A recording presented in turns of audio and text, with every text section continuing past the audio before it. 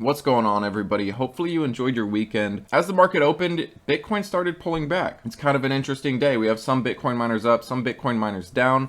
We do have some interesting news out there that just released. We have an article from JP Morgan regarding the Bitcoin miners and hash rate. We also have the largest stock exchange in Australia approving their first Bitcoin ETF. Now, if you guys get something useful out of this, make sure you like, subscribe, ring the notification bell, check out the links down below for some free stocks and cryptos, and let's look at what's going on today. Now, we do have this interesting article from JP Morgan, and I'll leave it down below for you so you can look over it, but they say US listed Bitcoin miners hit a $22.8 billion market cap amid rising hash rate share and AI opportunities. And if you look at the miners as a whole, JP Morgan says these US listed miners reached a record market cap of $22.8 billion. US mining stocks have rallied in the first half of June amid a rising share of network hash rate and AI data center diversification opportunities. While not all Bitcoin miners have been rallying recently, many recently have been doing pretty well. Core Scientific, TeraWulf, Iron up 117%, 80%, and 70% respectively. This is only the first half of June, they say. And a stock like Iron has done much more than 70% if you look at a longer time frame. But yeah, a lot of these Bitcoin miners have been doing pretty well recently. And something interesting is going on. While Bitcoin is under its all-time high, it seems like the market is pushing certain miners while not favoring others.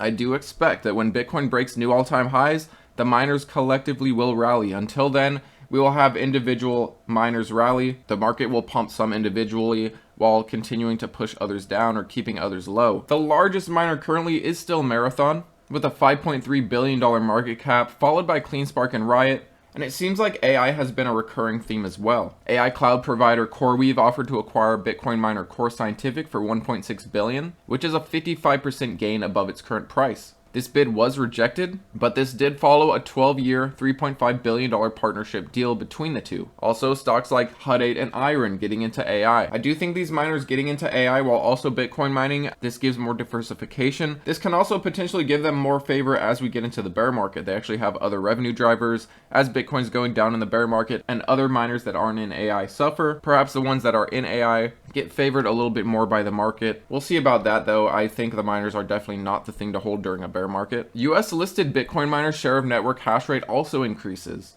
And while Bitcoin's network hash rate has declined around 5% since the halving, the relative hash rate for the US Bitcoin miners has continued to increase, reaching a 23.8% market share, up from 22.9% in May and 21% in April. This is due to the more inefficient machines getting pushed offline. And here's the US listed share of network hash rate. Hopefully you guys can see this when I kind of zoom it a little bit.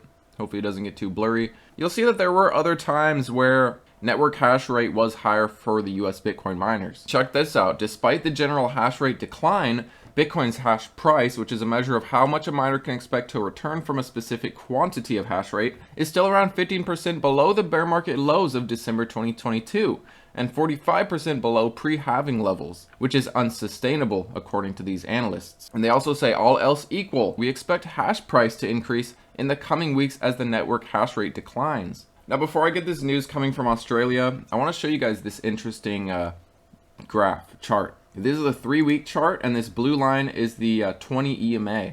Look at this. Every time it has broken over this blue line, we have seen a huge rally. This was in 2012, this was in 2017, this was in 2020, and here we are in 2024 working towards breaking over this blue line, this blue 20 EMA. It also gives some potential sell signals I've noticed.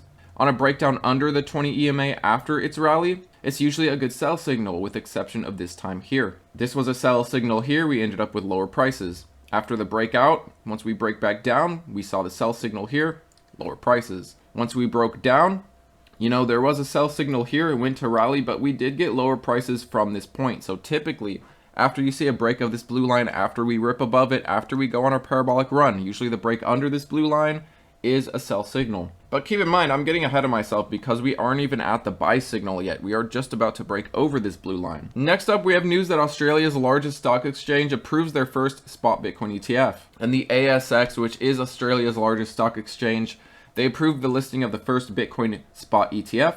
And this was on June 20. And this is going to be the VanEck Bitcoin ETF. And we have a quote here: the demand for access to Bitcoin via a listed vehicle traded on ASX has been increasing. Many of our clients have told us that their clients are already positioned to have an allocation ready to invest. The demand is there. People want this. The arrival of a Bitcoin ETF on Australia's main exchange is a significant milestone. As the country's largest stock exchange, the ASX brings greater visibility, credibility, and access to Bitcoin exposure for both institutional and retail investors. These approvals indicate a growing acceptance and interest in Bitcoin investment products within the Australian market and worldwide, and most countries will likely follow suit. Despite so many positives, what's happening to Bitcoin's price? Well, it's kind of stagnating. It's been very boring over this weekend. The market opened and we got a little bit of a drop. Bitcoin is still struggling at its 50 MA. It is also still attempting to hold this purple line here. And what I do think is Bitcoin is going to continue to follow this pattern. I don't know if we'll hit the bottom line on this, the support level on this. Maybe we'll find the 200 MA as support. Maybe we find our previous low as support. Maybe if Bitcoin has a hard break off this line, it will react off this purple line. There's been false breakouts before. There has been breakdowns that are short-lived, finds it as resistance before finally breaking over, and then going on a huge rally. So don't let this shake you out. You know, if we break under this purple line, it might be short-lived. It has been short-lived in the past. What have we seen before? Well, in a previous bull market, you know, we went on a crazy run. We went a little too far too fast. The market became a bit overbought. We came down, we tested our 50 MA. There's probably a lot of fear during this point. There's people thinking, oh, we're going to break our 50 MA. We're going to head all the way down to the 200 MA, down at 16,000. What happened? Well, we ended up holding up that 50 MA, and we went on to create new all-time highs, new all-time highs again, new all-time highs again. If you got shaken out from each dip here, you wouldn't have made it to the top. There are going to be times where Bitcoin tries to shake people out. There are going to be times where you start thinking, oh shit, is it over? I mean, imagine how the people felt right here. Imagine on this huge run, and then we just saw a huge drop right around the spot Bitcoin ETFs, going from almost 47,000 all the way down to 38,000. If people got shaken out here, they wouldn't have made it all the way to 70,000. So my point is, be patient. You know, we're still early in the cycle.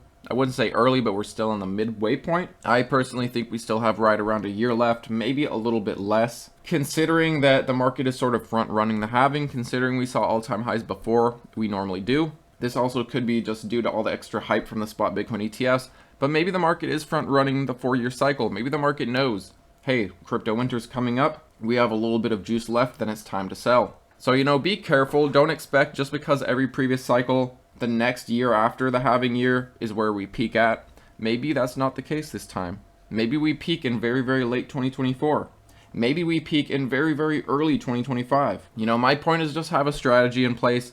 My point is, as we rip, don't be scared to take some profits over time. I mean, you don't want to keep trimming your bag that by the time it's at the top, you barely have anything. But you also don't want to wait and hold out throughout this whole bull market, hoping for higher prices that we might never see. My point of saying all this is, you know, be ready to take profits as we get into fall of 2024. Be ready to take profits as we get into the winter of 2024.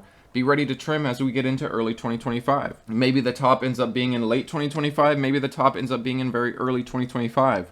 Regardless of that, as long as you trimmed along the way, you'll be happy that you took some risk off the table. And look at this. Investors pull nearly 11 billion in Bitcoin and Ethereum from major exchanges in 30 days. Metrics reveal that centralized digital currency exchanges are experiencing a decline in Bitcoin reserves over the past 30 days. From May 13 to June 13, these exchanges have lost 105,706 Bitcoin valued at $7 billion. In the same time, we've also had a reduction of 1.08 million Ethereum, worth 3.7 billion. Robinhood's Bitcoin reserves have dropped from 139,000 Bitcoin to 136,000 Bitcoin, and we are going to continue to see this.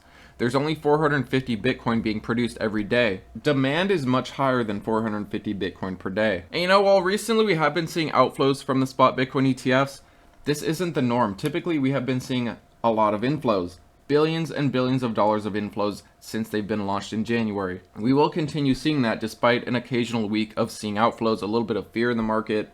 That's normal, that's perfectly fine. These are those buying opportunities, those last second buying opportunities at the middle of the bull market. There aren't going to be much more opportunities like this. Maybe we get Bitcoin to drop a little more, maybe we don't. Do you really not want to jump in now while we're in an overall bull market? Well, that's about it for me today, guys. Hopefully you got some useful information out of this. Overall, we will continue to see net inflows from these spot Bitcoin ETFs. Despite an occasional week of outflows, despite an occasional week of fear. You know, what I think is going on lately is because of the Fed meeting, the market's expecting less rate cuts.